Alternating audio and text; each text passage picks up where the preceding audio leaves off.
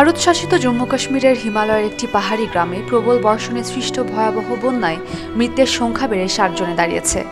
এই ঘটনায় নিখোঁজ রয়েছেন আরও অনেকে। হিন্দুস্তান টাইমসের প্রতিবেদন থেকে তথ্য জানা গেছে। একমাত্র স্মার্ট সিটি বসুন্ধরা, আধুনিকতায় এক ধাপ এগিয়ে।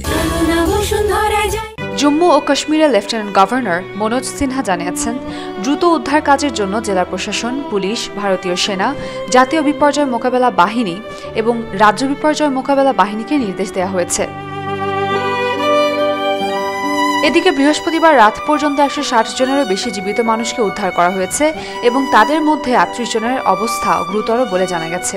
পশ্চিমবঙ্গের মুখ্যমন্ত্রী মমতা বন্দ্যোপাধ্যায় বৃহস্পতিবার কিশোরপাড়ের প্রাকৃতিক বিপর্যয়ের ঘটনায় শোক প্রকাশ করেছেন। স্বাধীনতা দিবসের ঠিক আগে ভয়াবহ প্রাকৃতিক বিপর্যয়ে উদ্বেগ প্রকাশ করেছেন রাষ্ট্রপতি দ্রৌপদী মুর্মু এবং প্রধানমন্ত্রী নরেন্দ্র মোদীও। কেন্দ্রশাসিত অঞ্চল জম্মু ও কাশ্মীরের মুখ্যমন্ত্রী ওমর আবদুল্লাহ জানিয়েছেন, স্বাধীনতা দিবস উপলক্ষে আয়োজিত সমস্ত সাংস্কৃতিক অনুষ্ঠান বাতিল করা হয়েছে। উমের রহমান ক্রান্তি, ডেইলি সান।